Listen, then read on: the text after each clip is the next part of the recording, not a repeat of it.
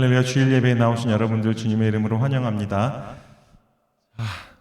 설 명절입니다. 우리 한 번 더 인사하실까요? 앞뒤 작업부터 새해 복 많이 받으세요. 인사하겠습니다. 네, 새해 복 많이 받으십시오. 두 번 하니까 더 좋네요. 하나님의 복이, 하나님의 은혜가 풍성하시기를 소원합니다. 우리 함께 웨스트민스터 소교리 문답 제4주일 문답 함께 하시도록 하겠습니다.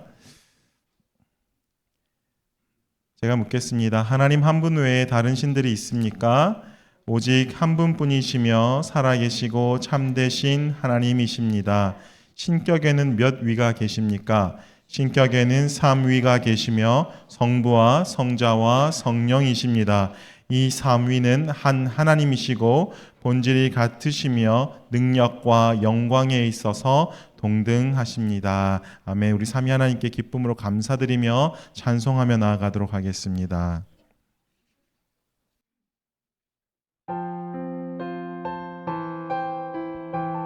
우리 주님께서 우리에게 베풀어 주신 놀라운 은혜를 기억하며 고백드립니다.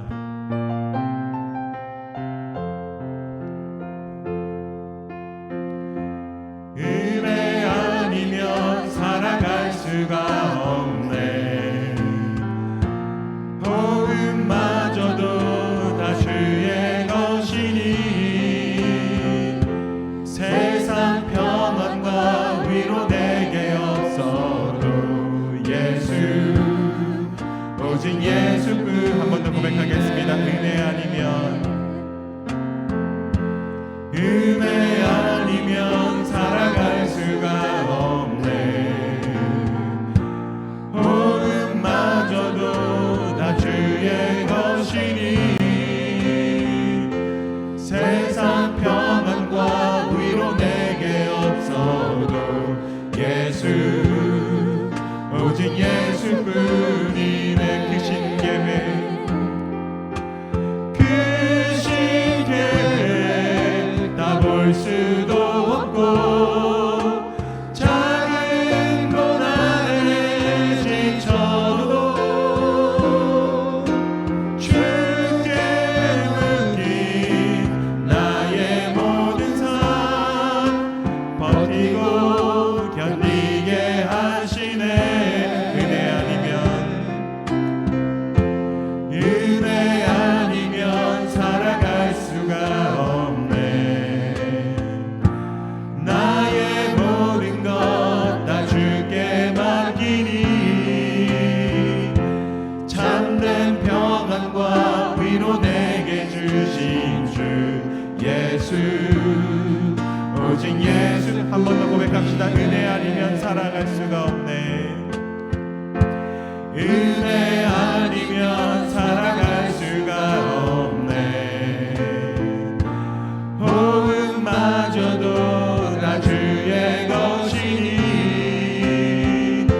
세상 평안과 위로 내게 없어도 예수 오직 예수뿐. 그 신계획 다 볼 수도 없고 그 신계획 다 볼 수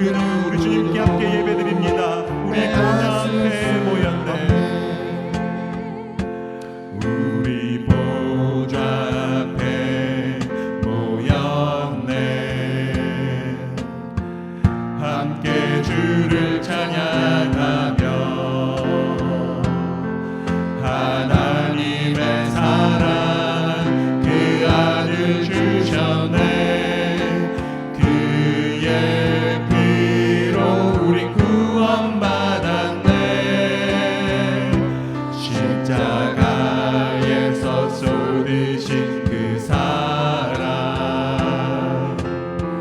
강같이 온 땅에 흘러 각 나라와 족속 백성 만원에서 구원받고 주 경배 드리네. 구원하심이 보좌에 앉으신 우리 하나님과 어린 양께 있도다. 구원하심이 보좌에 앉으신 우리 하나님과 어린 양께 있도다. 구원하심이 보좌에 앉으신 우리 하나님과 어린 양께 있도다. 구원하심이 보좌에 앉으신 우리 하나님과 어린 양께 천사들 외쳐 천사들 외쳐 거룩 만물이 외쳐 거룩 높으신 이름 거룩 거룩 영원히 주 백성 외쳐 주 백성 외쳐 거룩 왕의 왕 주께 거룩 주는 영원히 거룩 거룩 영원히 천사들 외쳐 거룩 만물이 외쳐 거룩 높으신 이름 거룩 거룩 영원 주 백성들 함께 외칩니다. 주 백성 외쳐 거룩 왕의 왕 주께 거룩 주는 영원히 거룩 거룩 영원히 가장 높은 이름 가장 높은 이름 가장 크신 이름 홀로 위대하신 이름 모든 통치보다 모든 능력보다 홀로 위대하신 이름 가장 높은 이름 가장 높은 이름 가장 크신 이름 홀로 위대하신 이름 모든 통치보다 모든 능력보다 홀로 위대하신 이름 천사들 외쳐 거룩 만물이 외쳐 거룩 높으신 이름 거룩 거룩 영원히 외쳐 주 백성 외쳐 거룩 왕의 왕 주께 거룩 주는 영원히 거룩 거룩 영원히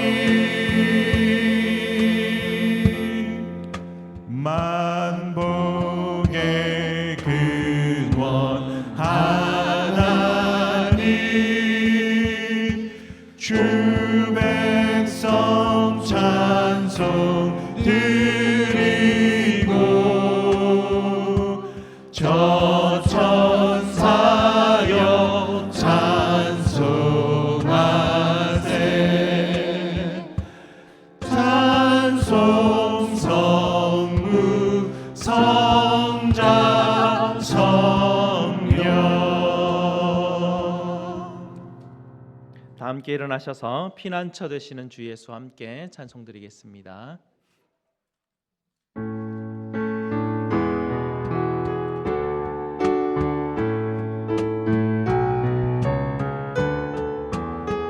피난처 되시는 주 예수, 피난처 되시는 주 예수 영원한 승리의 왕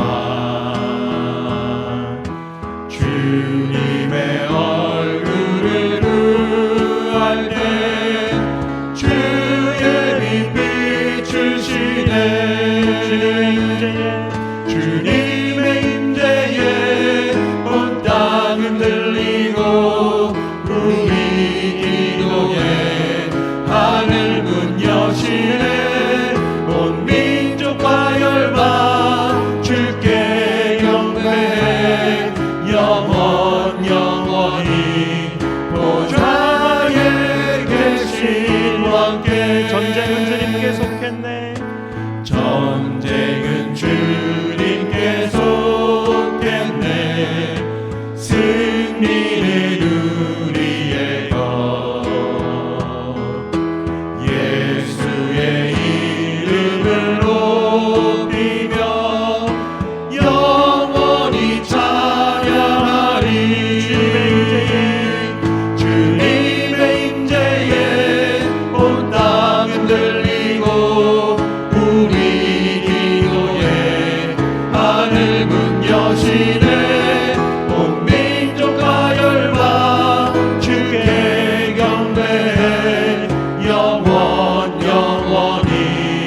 하나님 어린 양께. 아멘. 우리 다 함께 하나님의 이름을 부르며 예배로 나아가겠습니다. 우리의 도움은 천지를 지으신 여호와의 이름에 있도다. 아멘. 우리 다 함께 역대상 16장 25절에서 26절을 함께 읽도록 하겠습니다. 여호와는 위대하시니 극진히 찬양할 것이요 모든 신보다 경외할 것이며 만국의 모든 신은 헛것이나 여호와께서는 하늘을 지으셨도다. 아멘. 우리 하나님께서 저와 여러분을 이렇게 축복하시며 환영하십니다. 하나님 우리 아버지와 주 예수 그리스도로부터 은혜와 평강이 있기를 원하노라. 아멘. 우리 다 함께 찬송 14장으로 하나님께 영광 돌리겠습니다.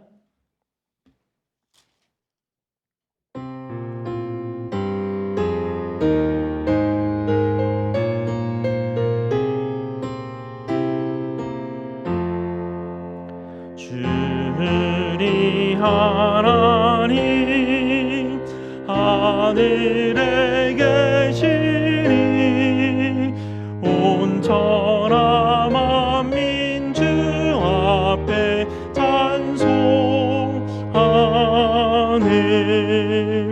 이 천지 만물도 주 앞에 엎드려 그 거룩하신 이름을 늘 높이네. 주 언약하신 것 끝까지 지키리. 저 하늘나라 향하여 곧 가리라. 주 얼굴 배울 때 내 마음이 기쁘고 영원히 주의 영광을 찬양하리. 왕의 왕 되신 주 하늘에 계시니 이 세상 죄악이 기신 우주 예수 저 천군 천사들 주홍이하고서 무성도 함께 영원히 늘 섬기네 성삼위일체께 승리한 무리들 다 기쁜 소리 높여서 감사드려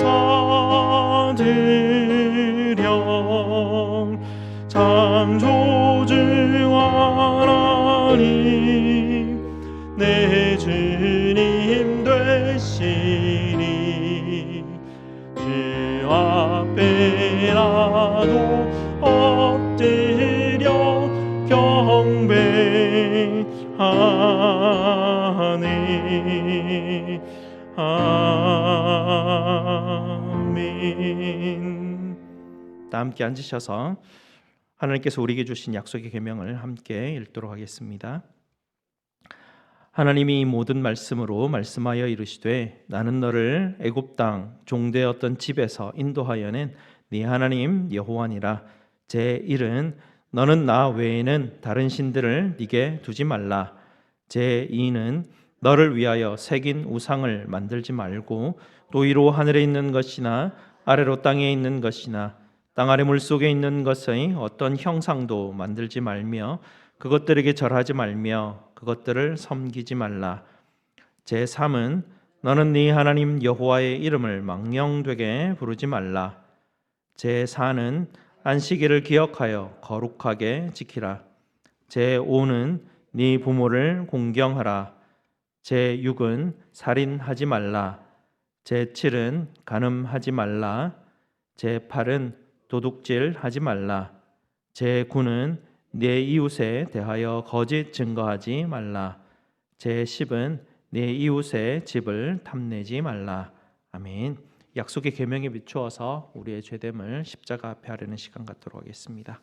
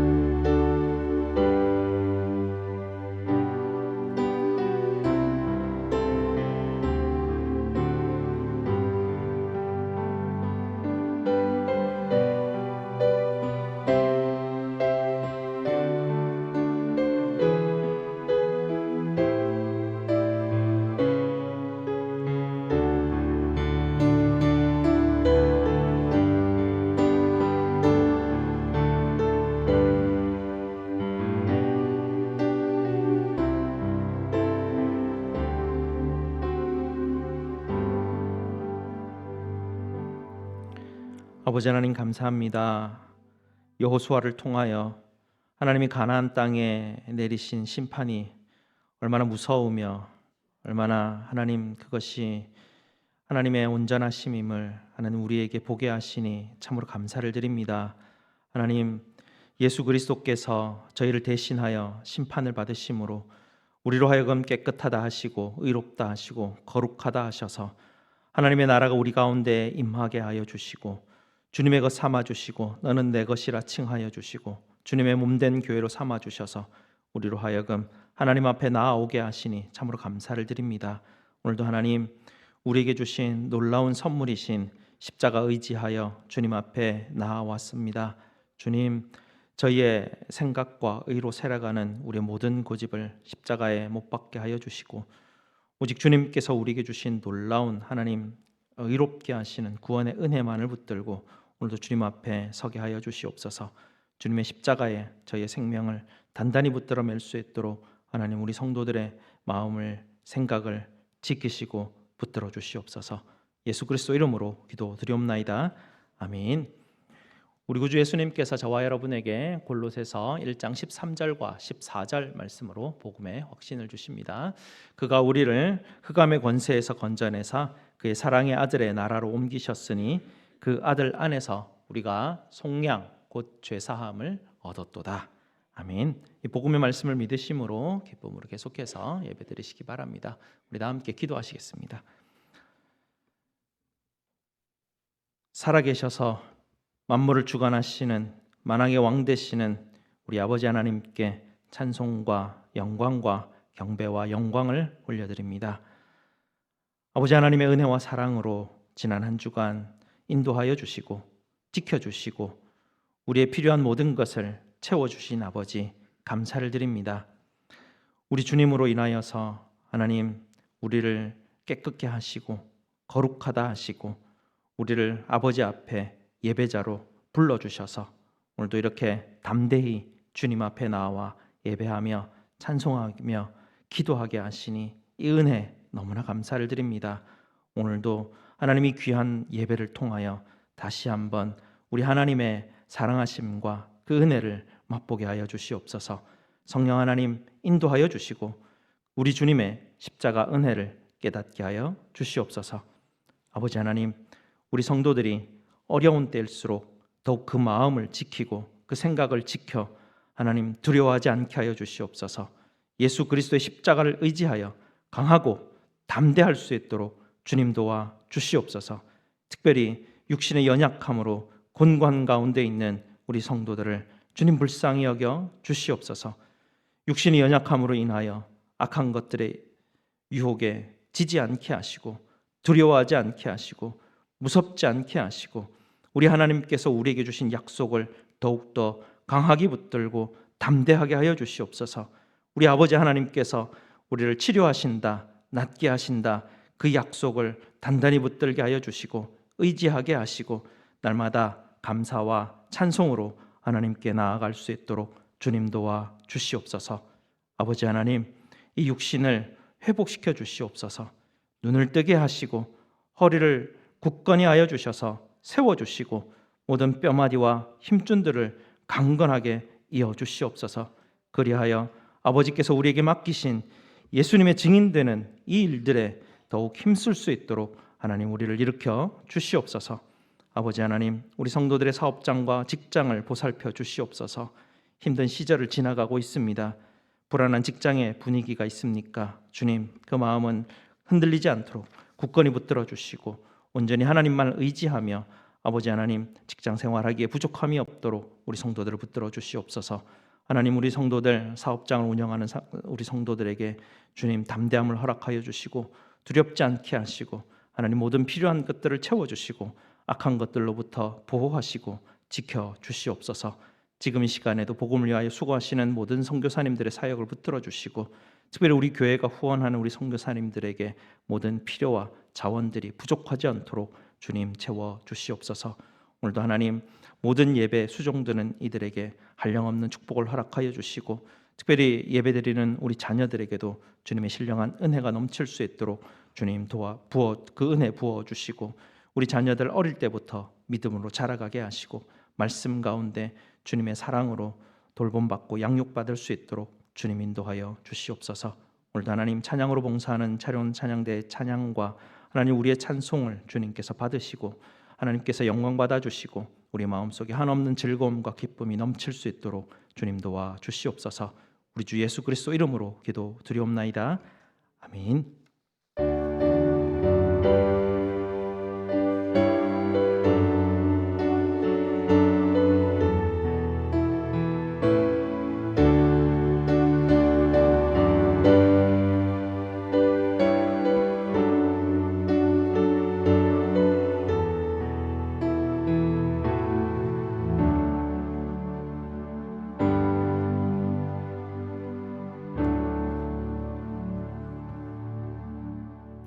일상이라는 제목으로 샤론 찬양대에서 하나님께 찬송드리겠습니다.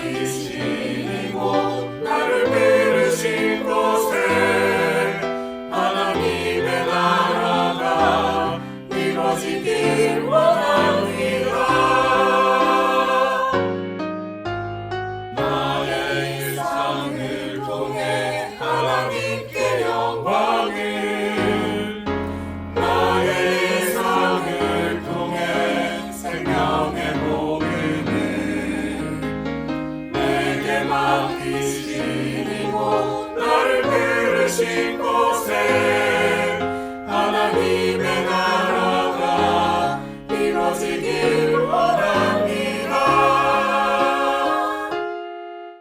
나의 일상을 통해 주의 나라 이루소서.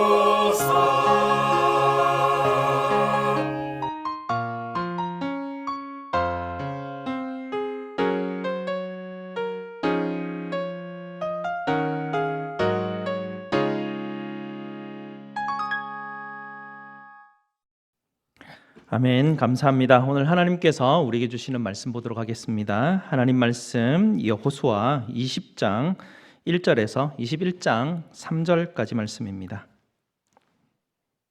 제가 가진 구약 성경 350페이지 정도에 있습니다. 350페이지 정도에 여호수아 20장 1절에서 21장 3절까지 말씀입니다.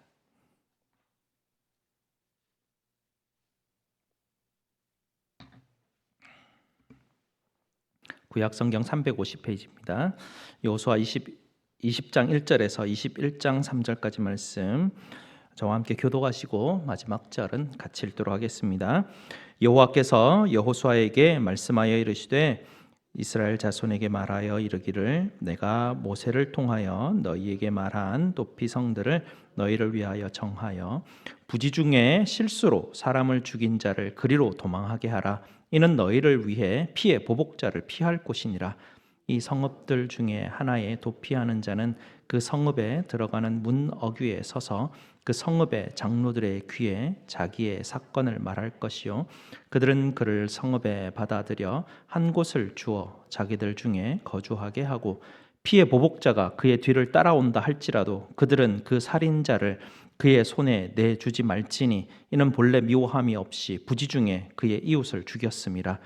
그 살인자는 회중 앞에 서서 재판을 받기까지 또는 그 당시 대제사장이 죽기까지 그 성읍에 거주하다가 그 후에 그 살인자는 그 성읍 곧 자기가 도망하여 나온 자기 성읍 자기 집으로 돌아갈지니라 하라 하시니라. 이에 그들이 납달리의 산지 갈릴리 게데스와 에브라임 산지의 세겜과 유다 산지의 기랏 아르바 곧 헤브론과 여리고 동쪽 요단 저쪽 르우겐 지파 중에서 평지 광야의 베셀과 갓 지파 중에서 길랏 라목과 므낫세 지파 중에서 바산 골란을 구별하였으니 이는 곧 이스라엘 모든 자손과 그들 중에 거류하는 거류민을 위하여 선정된 성읍들로서 누구든지 부지 중에 살인한 자가 그리로 도망하여 그가 회중 앞에 설 때까지 피의 보복자의 손에 죽지 아니하게 하기 위함이라. 그때에 레위 사람의 족장들이 제사장 엘라살과 눈의 아들 여호수아와 이스라엘 자손의 지파 족장들에게 나와 가나안 땅 실로에서 그들에게 말하여 이르되 여호와께서 모세에게 명령하사 우리가 거주할 성읍들과 우리 가축을 위하여 그 목초지를 우리에게 주라 하셨나이다 하매 이스라엘 자손이 여호와의 명령을 따라 자기의 기업에서 이 성읍들과 그 목초지들을 레위 사람들에게 주니라. 아멘. 말씀에서 함께 기도하시겠습니다. 아버지 하나님 감사합니다. 오늘도 주님의 말씀 앞에 섰습니다. 하나님 생명의 말씀이 하나님 우리 귀에 들리게 하여 주시고 깨닫게 하여 주셔서 하나님 말씀을 인하여서 하나님 우리가 정말 사는 길로 걸어갈 수 있도록 주님 도와 주시옵소서. 예수 그리스도 이름으로 기도드리옵나이다. 아멘. 이제 여호수아가 거의 마무리가 되어 가고 있습니다. 여호수아서를 묵상하면서 제가 가장 깜짝 놀랐던 것은요. 예수님께서 마가복음에서 가장 처음으로 언급하셨던 하나님의 나라가 가까이 왔으니 회개하고 복음을 믿어라. 이 실제적으로 여호수아에서 일어났더라고요. 그래서 제가 여호수아를 묵상을 하면서 예수님께서 복음서에서 말씀하셨던 이게 여호수아 사건들을 쭉 보면서 이 말씀이 여호수아를 그전에는 왜 여호수아를 보면서 예수님 말씀이 이게 여기와 연결됐다는 생각을 못했지 그런 생각들을 하게 되었습니다.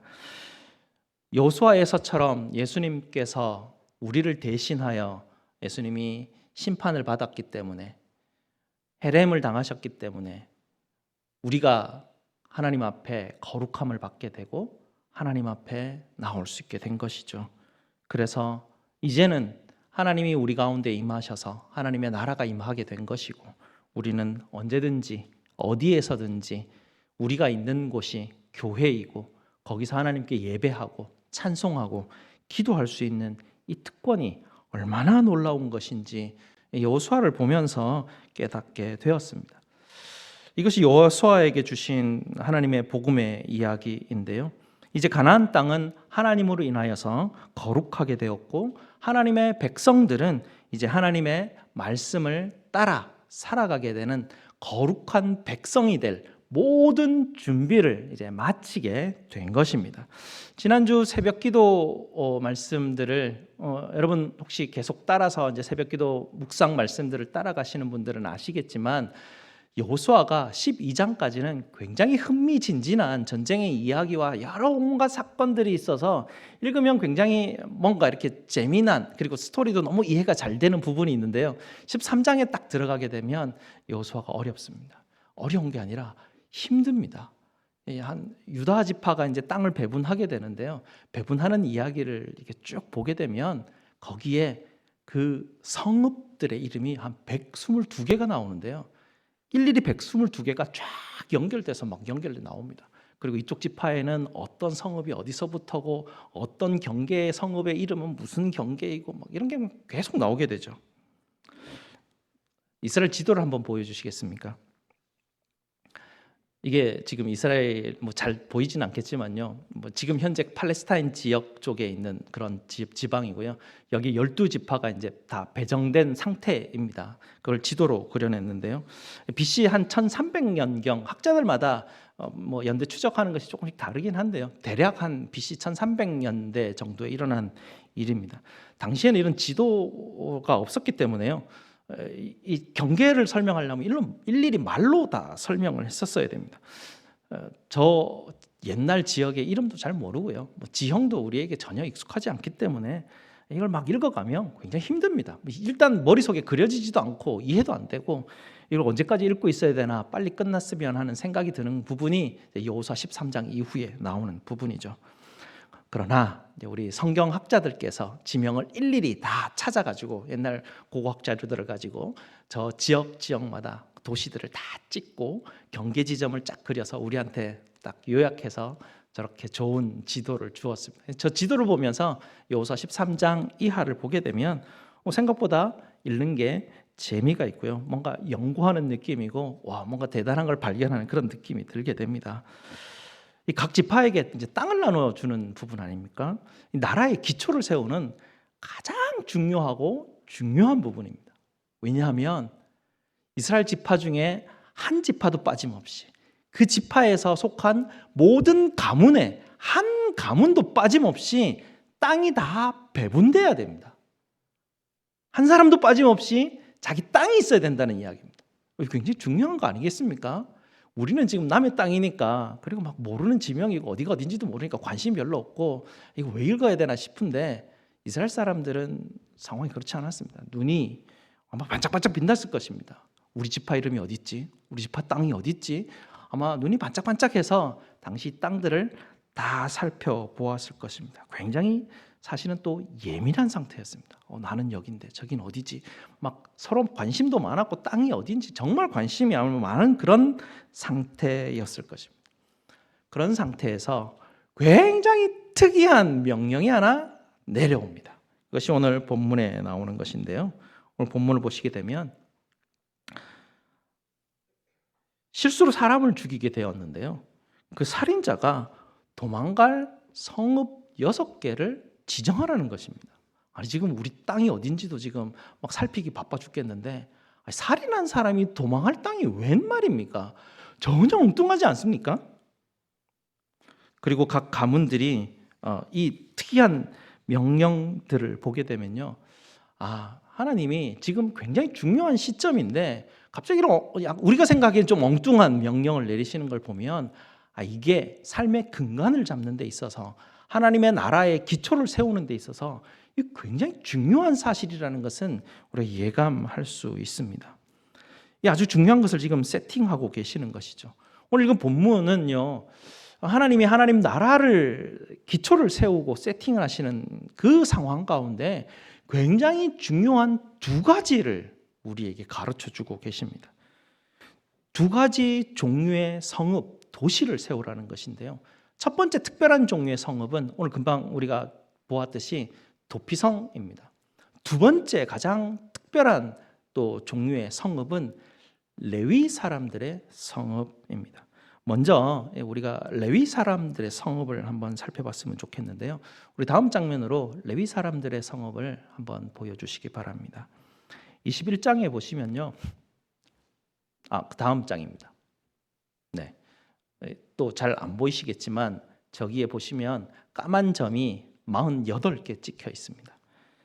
48개의 모든 지역에 레위 사람들의 성읍이 저기에 표시가 되어 있습니다.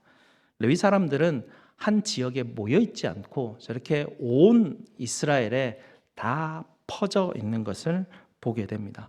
산술적으로 계산하면 12지파 48개 성읍, 그럼 한 지파당 대략 4개 성읍으로 배정되어서 모든 성읍에 레위 사람들이 살아가는 4개의 성읍들이 대략 배정된다고 보게 됩니다.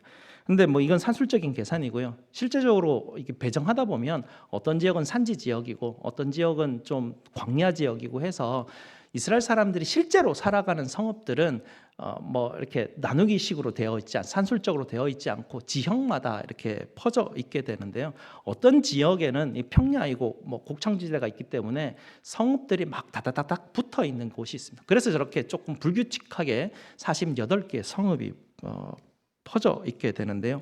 원래는 무엇이냐면 이스라엘 사람들이 살아가는 모든 성읍에서 레위 사람들이 사는 성읍이 10마일 이내에 있어야 된다는 원리가 있습니다. 가까이 있어야 된다는 이야기입니다. 레위 사람들이 항상 이스라엘 사람들이 살아가는 곳 10마일 반경 안에 레위 사람들이 반드시 살고 있어야 된다는 이야기입니다. 2절과 3절, 21장 2절과 3절을 한번 보시면요. 무슨 말씀, 여기 무슨 내용이냐면 레위 사람들이 이제 여호수아에게 나아가서 이제 이야기를 합니다. 뭐냐면 모세가 가나안 땅에 들어가게 되면 레위 사람들에게 이러이러한 성을 배정하라고 말해 주었는데 그렇게 해 주십시오라고 요청을 하는 것이죠. 그렇게 하라 하였더니 3절에 어떻게 합니까? 이스라엘 자손이 여호와의 명령을 따라 자기의 기업에서 이 성읍들과 그 목초지를 레위 사람들에게 주니라 라고 말합니다. 다시 지도를 보시게 되면요. 이제 12지파가 배정이 되어 있지 않습니까? 각 가문에 이제 다 배정을 해야 된다는 상황입니다. 이제 우리 땅이 어디 갈지 관심이 막 기울어지는 상황인데요. 각 지파에서 가장 먼저 떼어내야 될 땅이 있다는 이야기입니다. 모든 지파에서 가장 먼저 지정되어야 될 성읍이 있다는 이야기죠. 성읍이 많은데요. 그중에 가장 중심되는 48개 성읍이 먼저 찍혀지는 것입니다.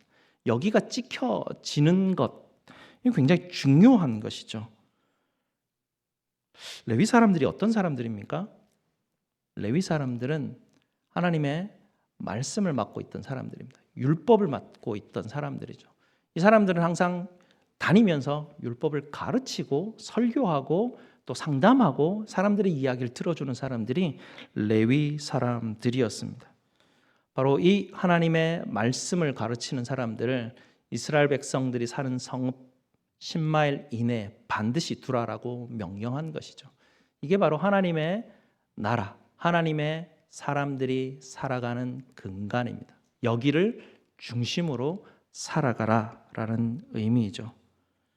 이스라엘 사람들의 삶의 중심지는 바로 이 레위인들의 성읍을 주변을 둘러싸 그것을 중심으로 삶을 살아가게 되는 것입니다.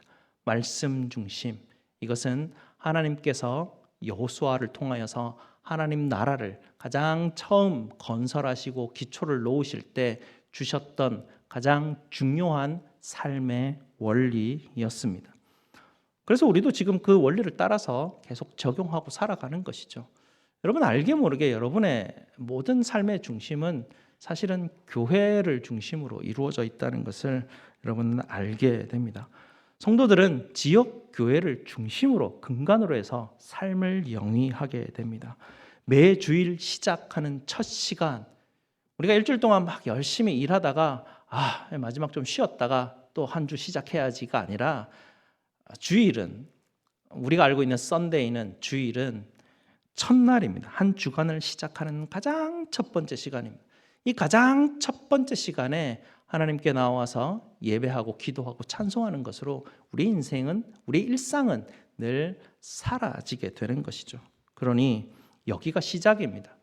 말씀이 전파되는 여기가 여러분들의 삶의 중심점이고 시작점이라는 것입니다.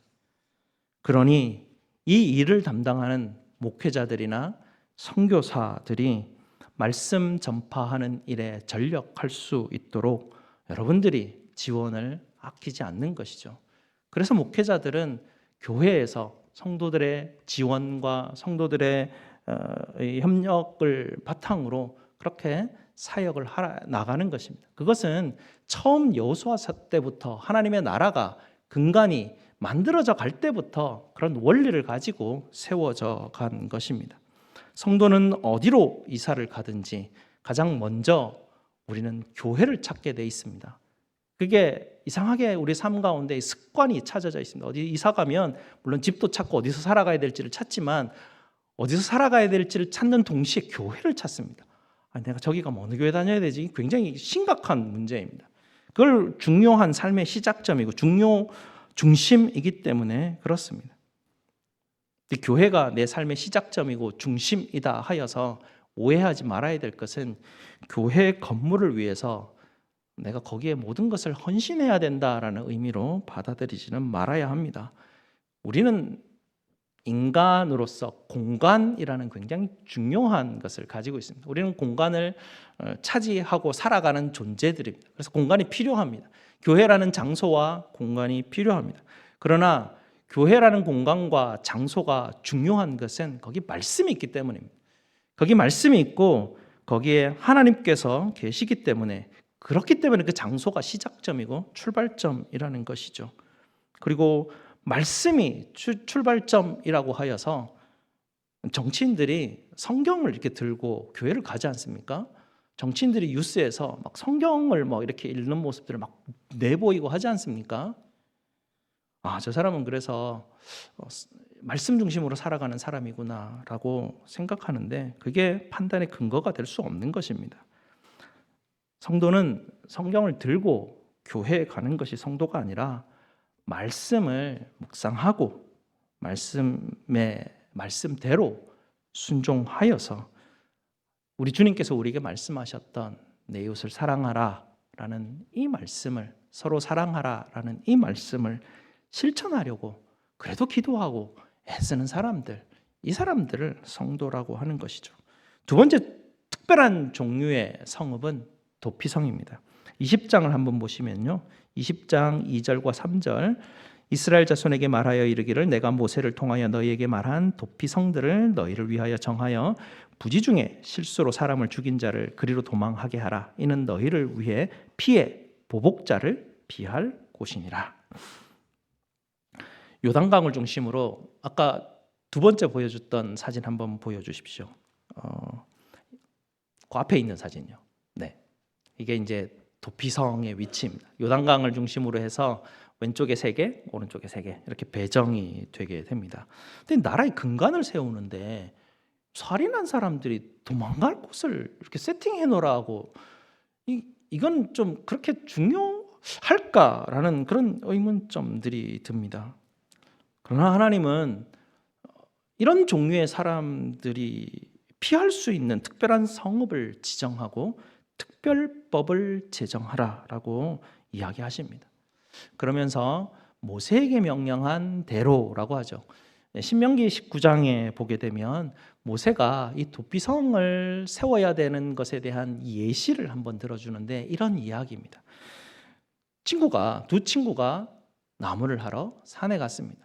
한 친구와 옆에 친구가 열심히 나무를 하고 있는데 한 친구가 너무 열심히 도끼질을 하다가 손에 땀이 흘려서 도끼가 쭈꾸덕 미끄러져 가지고 그냥 옆으로 날아갔는데 그만 사고가 나가지고 옆에 친구가 죽어버린 겁니다. 얼마나 깜짝 놀랐겠습니까? 친구가 죽었는데. 근데 이 사실을 알면 어떻게 됩니까? 그 가족이 분노하고 그 가족이 막 화가 나니까 부지불식간에 사고 난 이 사람을 또 죽일 수 있었습니다. 당시는 BC 1300년 경이었기 때문에요. 뭐 재판, 법정, 뭐 살인죄, 살인 미수죄 이거는 어떤 죄인가요? 이걸 과실치사죄라 그런가요? 뭐 이런 구분들이 없었습니다. 그냥 그때는 보복법이라는 게 있습니다. 그냥 화나면 보복하면 그걸 끝이었습니다. 누가 죽었으면 그냥 죽이면 됩니다. 그러면 사람들이 뭐 죽었구나 이렇게 생각하는 그런 정도의 시대를 살아가고 있는 그 상황이었는데요. 그때 하나님께서는 이런 상황 가운데 있는 지금 당장 도망가야 되는 사람들, 지금 당장 생명의 위협을 당하는 사람들이 도망할 곳을 지정하는 것, 이것이 이스라엘 백성들이 삶을 살아가는 데 있어서 중요한 근간이라고 합니다.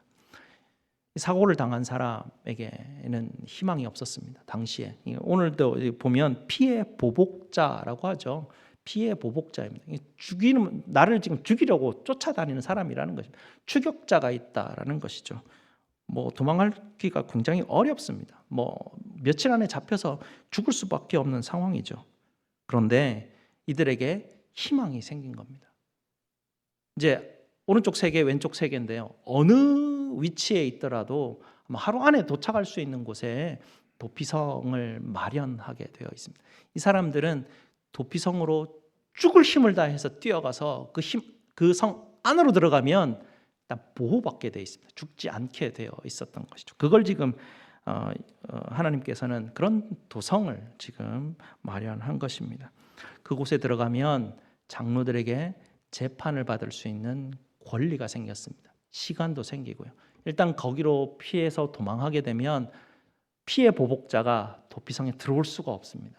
그 사람은 들어와서 이제 여차저차해서 어떤 일이 벌어졌는지를 자기가 재판을 받을 수가 있었습니다. 그 장로들 앞에서 자기의 상황을 쭉 다 설명을 했는데 이 사람은 정말 부지불식간에 사고로 사람을 죽이게 되었는데 이 사람을 정말 저 피해 보복자에게 던져주면 안 되겠구나 싶으면 이 장로들이 그 성 안에서 살아가게 합니다. 뭐 자세한 내막은 우리가 아까 읽었던 곳에서 참조하시면 되고요. 그리고 재판을 통해서 이 사람은 의도적이 굉장히 이 사람을 죽인 부분에 대해서 굉장히 의심이 간다 싶으면 피해 보복자에게 던져주게 됩니다. 그 성 안에서 살 수 없게 하고 밖으로 내보내 버립니다. 그러면 결국은 그 사람은 정말 살인죄를 저지른 사람이 되게 되는 것이죠.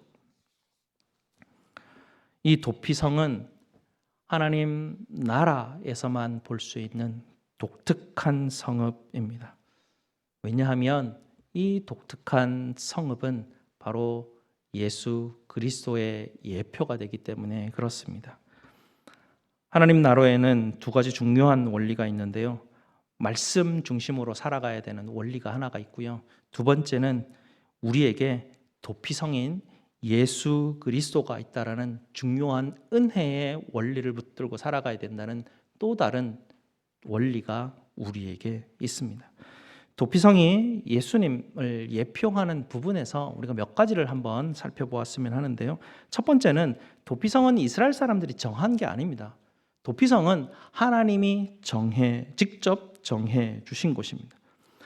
하나님은 복수자에게 쫓기는 사람들이 피할 수 있는 도피성을 마련해 주셨듯이 우리도 죄의 세력, 악한 영에게 쫓기고 잡혀서 죽을 수밖에 없지만 예수 그리스도께 도망하여 피난하면 살 수 있도록 예수님을 하나님께서 직접 보내주신 것이죠. 우리는 언제든지 예수님께로 피난하면 예수님께 십자가 앞에 우리의 죄를 아뢰면 주님께서 우리를 불쌍히 여기시고 우리로 하여금 우리의 피난처인 예수 그리스도 안에서 삶을 살아가도록 주님께서 은혜를 베푸십니다. 거기가 바로 우리의 안전처이고 피난처입니다. 두 번째는 도망자는 도피성을 향하여 죽을 힘을 달려갑니다.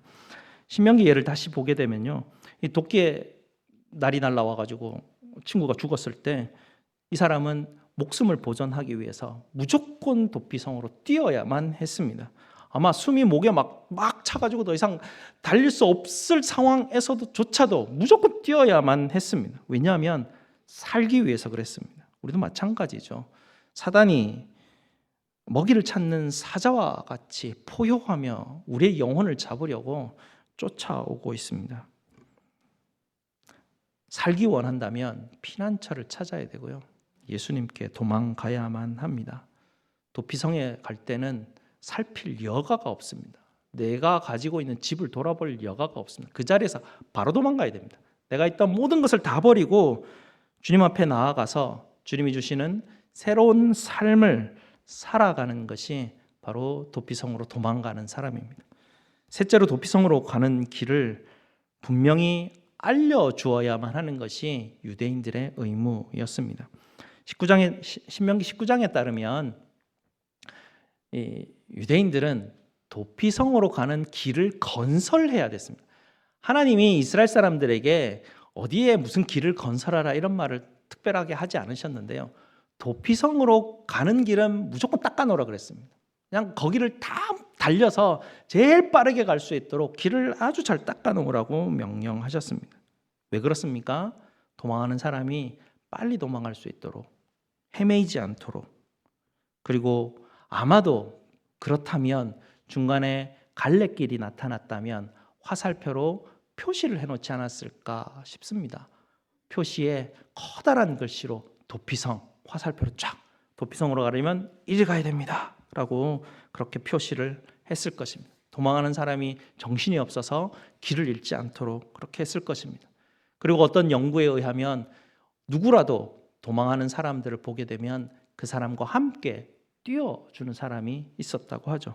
그런 도망자를 발견하게 되면 그 사람이 지치지 않도록 옆에서 붙들어주고 격려해주고 도와주고 인내하자 하고 함께 달려가는 사람이 있었다고 합니다. 자, 이리로 갑시다. 제가 안내해 드리겠습니다. 제가 같이 갈 테니 두려워하지 마시고 힘내시고 같이 갑시다. 이런 사람들이 있었다는 이야기입니다. 피난처 되신 예수님께로 달려가는 사람들을 보게 되면 우리에게 얼마나 중요한 책임과 의무가 있는지 모르겠습니다. 우리는 모두 피난처 되시는 하나님 예수님께로 도망가는 사람들입니다. 그러나 어떤 사람들은 이미 피난처에 머물며 살아가는 사람들도 있습니다. 그런 사람들에게 하나님이 주신 책임과 의무는 이 도피성으로 지금 도망가는 사람이 있다면 그 사람과 함께 하라는 이야기입니다. 격려하고 위로하고 그 사람을 이끌고 예수 그리스도의 십자가로 같이 빨리 도망하라는 것입니다. 그런 사람들을 붙들고 잔소리하고 이렇게 하면 안 된다느니 힘 꺾고 오히려 막 다투고 싸우고 그러지 말라는 이야기죠. 함께 협력해서 예수 그리스도의 십자가로 빨리 도망하는 것, 그것이 우리가 해야 할 일입니다. 마지막 네 번째, 도피성은 누구에게나 열려 있다는 것이죠.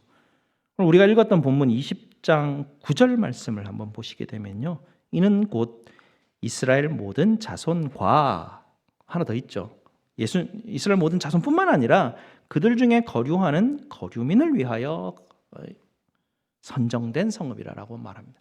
도피성은 이스라엘 사람들만 도망갈 수 있는 곳이 아니라 그곳에 살고 있는 외국 사람들, 쉽게 말해 이방인들입니다. 이방인들까지도 도피성으로 도망하면 그를 보호했다라는 것이죠. 오늘도 마찬가지 아닙니까? 복음으로 도망할 수 있는 것은 유대인이나 이방인이나 차별이 없습니다. 부자나 가난한 자나 유색인이나 백인들이나 교육을 많이 받은 사람들이나 못 받은 사람들이나 나이 많은 사람들이나 어린 사람들이나 상관이 없이 누구든지 도피성으로 들어갈 수 있습니다. 예수님도 직접 말씀하셨죠. 누구든지 내게로 오라라고 주님은 말씀하십니다. 히브리서 6장 18절을 보시게 되면 앞에 있는 소망을 얻으려고 피난처를 찾는 우리에게 큰 안위를 받게 하려 하심이라 라고 말합니다. 피난처이신 예수님께로 도망할 때 주님이 우리를 안위하시는 것이죠. 그 소망을 붙들고 십자가로 빨리 도망가라라는 것입니다. 예수 그리스도의 십자가가 없다면 저와 여러분의 영혼을 사냥하는 그 사자들에게 우리의 안전을 어떻게 확보할 수 있겠습니까? 여러분의 영혼이 사냥당하고 있습니다. 추격당하고 있습니다. 여러분의 영혼은 안전하십니까? 예수 그리스도의 십자가에서 안전하게 대피하고 있는 중입니까? 사단의 무기는 너무나 강력한 무기입니다. 사단의 무기는 죽음입니다. 그들은 이 죽음을 가지고 성도들의 영혼을 사냥하기 시작하죠. 너무나 강력해서요. 숨을 쉬는 어떤 사람이라도 이 무기 앞에서 마음이 흔들리지 않을 사람 한 사람도 없습니다. 죄의 싹슨 사망이라고 하였습니다. 저들은 죽음의 무기를 가지고 우리를 향하여 협박하고 우리를 향하여 공격해 옵니다. 우리의 유일한 소망, 우리의 유일한 피난처 예수 그리스도이십니다. 사망아, 너의 이기는 것은 어디 있느냐? 사망아, 너의 쏘는 것은 어디 있느냐? 우리 주 예수 그리스도로 말미암아 우리에게 이김을 주시는 하나님께 감사하노라. 사망이 우리를 쏘더라도, 사망이 우리를 추격하더라도 예수 그리스도로 말미암아 이김을 주십니다. 거기가 피난처이십니다. 예수님이 없다면 저와 여러분의 영혼은 금방이라도 사냥당하여 죽고 말 것입니다. 그 부유한 아라비아의 족장에 관한 옛날 전설 같은 이야기인데요. 그에게 한 하인이 있었다고 합니다. 이 하인이 물건을 사러 시장으로 나갔는데요. 그 하인이 골목 모퉁이를 돌아서 좀 어두운 골목길로 이렇게 쭉 들어가는데 갑자기 앞에 시커먼 이 후드티 막 이렇게 푹 덮어쓴 어떤 존재가 딱 나타났는데 직감적으로 이거 죽음의 사자구나라는 것을 느꼈다고 합니다. 이 하인이 내 살려라 하고 막 주인에게로 완전히 주인집으로 도망해 들어오면서요. 주인님한테 주인님 제발 저 좀 살려주십시오. 죽음의 사자가 저를 지금 쫓아오고 있습니다. 주인님에게 가장 센 말을 하나 저에게 빌려주시면 저는 바그다드를 떠나서 사마라라는 도시로 도망을 가겠습니다. 라고 해서 도망을 쳐버립니다. 주인은 이 종이 사오라는 걸 못 사오고 도망왔으니까 자기 필요한 것을 사러 다시 시장으로 나가는데요. 주인이 그 골목길 아까 종이 간 대로 쭉 걸어가다가 그 어두운 골목길로 들어가니까 또 이 검은 후드를 덮어쓴 죽음의 사자를 보게 된 것이죠. 이 주인은 내가 아직까지 죽을 때는 안 됐는데 저 사람이 내 앞에 있는 걸 보니까 뭔가 너무 놀래서 질문을 합니다. 아니 당신은 내 종에게 도대체 어떻게 했길래 저 종이 저렇게 놀래가지고 겁을 집어먹고 나에게 와서 저렇게 도망을 갔습니까? 라고 하니까 죽음의 사자가 이렇게 대답했답니다. 그게 아닌데 솔직히 내가 더 놀랐습니다. 그가 왜 바그다드에 있었는지 내가 되게 이해가 되지 않고 갑자기 그 사람이 나타나서 얼마나 놀랐는지 모릅니다. 사실은 내가 그 사람을 오늘 밤에 사마라에서 만나기로 사실은 되어 있는 것 아니겠습니까? 그래서 저는 오늘 밤에 사마라로 가서 그 사람을 잡을 겁니다. 웃는 분들은 이해가 된 것이고요. 웃지 않고 멀뚱멀뚱하신 분들은 지금 어떻게 됐는지 이 얘기가 파악이 안 되시죠. 종이 어디로 도망갔습니까? 사마라로 도망갔습니다. 근데 자기 죽을 곳으로 도망간 것이죠. 근데 죽음의 사자가 바그다드에서 난데없이 오늘 밤에 거기서 잡아 죽여야 될 사람을 여기서 보니까 얼마나 깜짝 놀랐겠어요. 그런 이야기입니다. 히브리서 9장 27절에 이렇게 말합니다. 한 번 죽는 것은 사람에게 정해진 것이요 그 후에는 심판이 있으리라. 죽음은 우리 모두에게 닥쳐옵니다. 저와 여러분은 안전하십니까? 여러분은 피난처이신 예수 그리스도의 십자가로 피난해 있으십니까? 우리의 유일한 피난처 되신 예수님 안에서 새로운 삶을 살아가시는 저와 여러분 되시기를 주님의 이름으로 축복드립니다. 기도하시겠습니다. 아버지 하나님 감사합니다. 하나님, 하나님의 나라가 이 땅 가운데 임하여 예수 그리스도의 놀라운 십자가의 은혜로 말미암아 그 나라에 들어가 살게 하여 주시고 이 놀라운 은혜 누리게 하시니 감사를 드립니다. 하나님, 사단의 영이 우리를 죽이려고 추적해오고 쫓아오지만 피난처이신 예수 그리스도의 십자가를 우리 앞에 보여주셔서 그리로 도망하게 하시고 날마다 성령 하나님을 통하여서 우리를 부르게 하시고 주변에 또 우리의 형제 자매들을 두어서 함께 그곳으로 도망할 수 있도록 우리에게 함께 할 수 있는 사람도 주시니 감사를 드립니다. 하나님, 우리 모든 성도들이 예수 그리스도의 십자가로 도망하는데, 하나님 예수 그리스도의 십자가 안에 사는데 우리의 삶을 하나님 집중하게 하시고, 하나님 우리의 삶의 근간인 가장 중요한 말씀 중심, 은혜 중심으로 삶을 살아갈 수 있도록 우리 성도들을 붙들어 주시옵소서. 예수 그리스도 이름으로 기도드리옵나이다. 아멘. 사도신경으로 우리 신앙을 고백드리겠습니다. 전능하사 천지를 만드신 하나님 아버지를 내가 믿사오며 그 외아들 우리 주 예수 그리스도를 믿사오니 이는 성령으로 잉태하사 동정녀 마리아에게 나시고 본디오 빌라도에게 고난을 받으사 십자가에 못 박혀 죽으시고 장사한 지 사흘 만에 죽은 자 가운데서 다시 살아나시며 하늘에 오르사 전능하신 하나님 우편에 앉아 계시다가 저리로서 산자와 죽은 자를 심판하러 오시리라. 성령을 믿사오며 거룩한 공회와 성도가 서로 교통하는 것과 죄를 사하여 주시는 것과 몸이 다시 사는 것과 영원히 사는 것을 믿사옵나이다. 아멘. 우리 다 함께 하나님 앞에 봉헌하시겠습니다.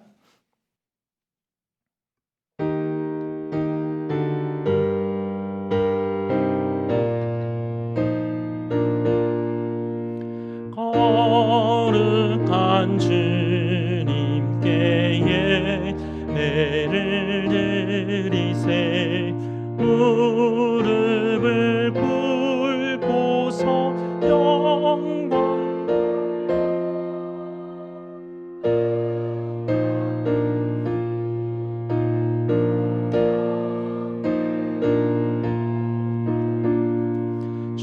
주님께 바쳐서 경배하세 떨면서 바치는 이 작은 예물도 주님은 귀하게 받으시리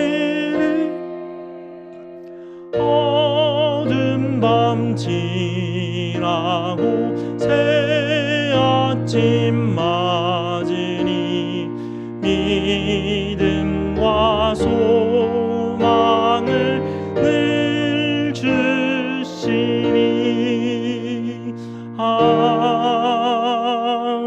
아멘. 감사 제목 나누겠습니다. 하나님의 은혜에 감사드립니다. 범사에 감사합니다.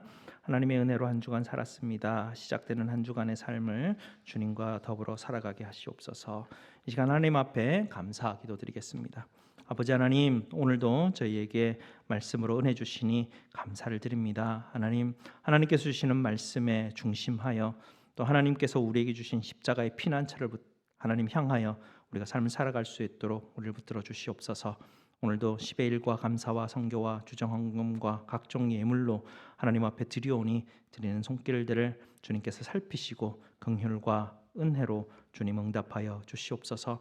우리의 대장 되시고 우리의 선한 목자 되신 우리 주님께 우리의 모든 것을 맡겨드리며 살아가는 우리 성도들이 될 수 있도록 도와주실 때 주님 날마다 일용할 양식으로 채워주시고 악에서 보호하시고 시험에 들지 않게 지켜 주시옵소서.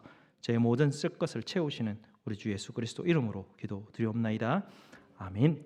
우리 다 함께 일어나셔서 찬송 70장으로 찬송 드리겠습니다.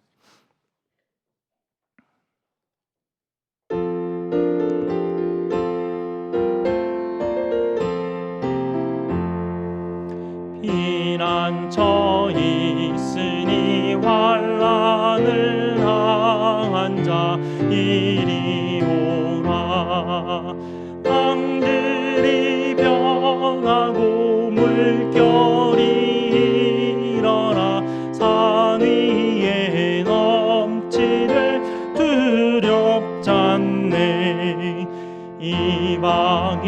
떠들고 나라들 모여서 진동하나 주 목소리 한 번만 말하면 천하의 모든 것 망하겠네. 만일 주 하나님 우리를 도우니 피난처요. 세상의 난리를 그치게 하시니 세상의 장검이 쓸데없네. 높으신 하나님 우리를 구하니 할렐루야. 괴로움이 심하고 환난이 극하나 피난처 되시는 주 하나님. 아멘. 하나님의 복을 선포하도록 하겠습니다. 여호와는 너희에게 복을 주시고 너희를 지키시기를 원하며 여호와는 그의 얼굴을 너희에게 비추사 은혜 베푸시기를 원하며 여호와는 그 얼굴을 너희에게로 향하여 드사 평강 주시기를 원하노라. 아멘.